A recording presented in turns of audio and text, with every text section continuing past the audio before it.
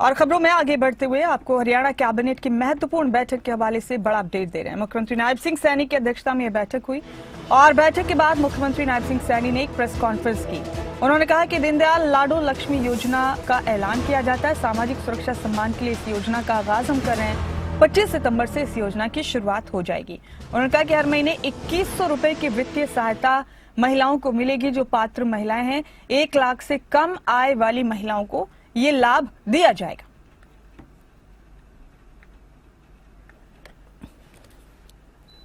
महिलाओं को सामाजिक सुरक्षा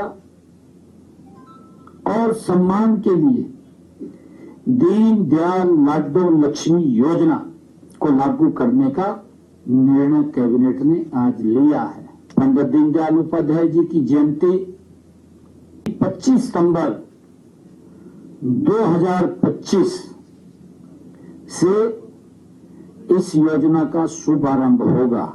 इस योजना के तहत पात्र सभी महिलाओं को हर महीने 2100 रुपए की वित्तीय सहायता प्रदान की जाएगी। महिलाओं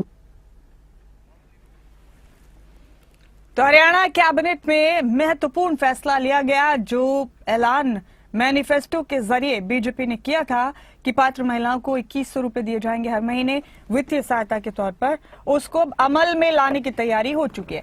मेरे साथ हमारे स्टेट हेड जितेंद्र चौधरी जुड़ चुके हैं।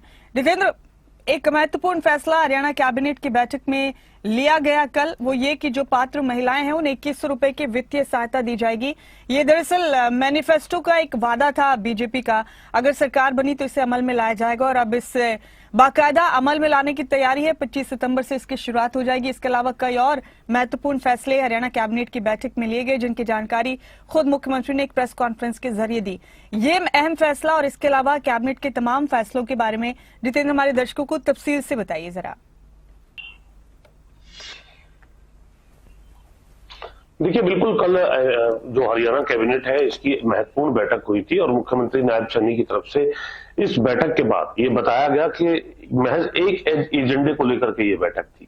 एजेंडा था बेटी बचाओ बेटी पढ़ाओ को लेकर के और बेटियों को किस तरीके से प्रोत्साहित करना है, इस विषय को लेकर के। और इसको लेकर के जो दीनदयाल लाडो लक्ष्मी योजना है उसको जो है अमली जामा पहनाने की घोषणा जो है वो सीधे तौर पर मुख्यमंत्री नायब सैनी की तरफ से की गई है। संकल्प पत्र में ये वायदा भारतीय जनता पार्टी की तरफ से किया गया था। मुख्यमंत्री नायब सैनी ने बताया कि संकल्प पत्र उनके लिए भगवान के बराबर है और कांग्रेस जिस तरीके से घोषणा पत्र बनाती है और सत्ता में आने के बाद उन घोषणाओं को डस्टबिन में फेंकने का काम करती है, इस तरीके की सोच भारतीय जनता पार्टी की नहीं है। और इसीलिए जो दीनदयाल लाडो लक्ष्मी योजना है उसकी घोषणा मुख्यमंत्री नायब सैनी की तरफ से की गई है, जो संकल्प पत्र के अंदर किया गया वायदा था। और पूरे तौर पर इस गारंटी को दर्शाने की कोशिश यहाँ पर की गई है मुख्यमंत्री नायब सैनी की तरफ से, भाजपा की तरफ से। और दूसरी तरफ अगर हम बात करें 25 सितंबर से इस योजना की शुरुआत जो है वो की जाएगी। दीनदयाल के जन्मदिन को लेकर के जो है इसमें लक्ष्य रखा गया है कि इसको शुरू किया जाएगा। करीब 5000 करोड़ रुपए सालाना वित्तीय बोझ जो है इस योजना के शुरू करने के बाद प्रदेश सरकार पर पड़ने वाला है। 23 वर्ष से अधिक उम्र की जो बेटियां हैं उनको इसका लाभ मिलते हुए नजर आएगा। हालांकि जो पहले से पेंशन ले रही हैं किसी अन्य कारण अन्य वजह से जो सरकार की योजना है उन्हें इसका लाभ नहीं मिलेगा, लेकिन गंभीर बीमारियों से जो पीड़ित जो इस प्रकार की महिलाएं हैं उनको अतिरिक्त लाभ देने की भी घोषणा यहाँ पर दी गई है।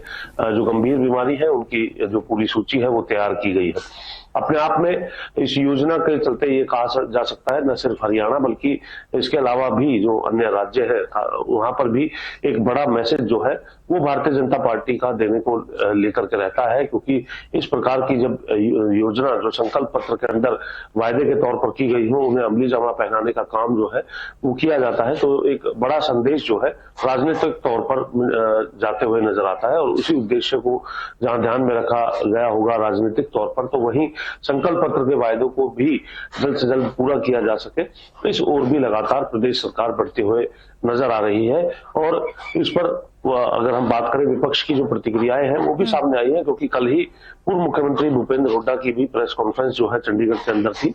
उनका ये कहना था कि वायदा किया गया था और देरी से इस वायदे को अमली जामा पहनाने का काम किया गया है। यानी अभी तक जो है इस प्रकार की अगर योजना थी जिस तरीके से कहा जा रहा था, तो ऐसी स्थिति में सरकार बनने के बाद ही इस प्रकार की घोषणा जो है वो मुख्यमंत्री नायब सैनी की तरफ से करनी थी। लेकिन ये जरूर कहा जा सकता है कि जिस प्रकार की योजना है वो सीधे 22 लाख महिलाओं को इससे फायदा जो है मिलते हुए नजर आएगा।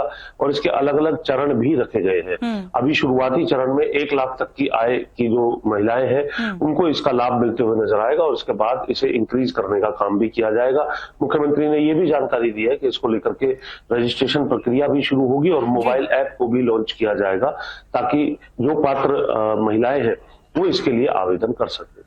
जी जितिन, जाहिर सी बात है एक बड़े अचीवमेंट के तौर पर बीजेपी सरकार अपनी इस घोषणा को देख रही है, जिसे 25 सितंबर से अमल में ले आया जाएगा, जिसका ऐलान खुद मुख्यमंत्री ने किया है। उसके बाद सबको इंतजार विपक्ष की प्रतिक्रियाओं का था। इसी पर चर्चा करेंगे जितेंद्र आपसे।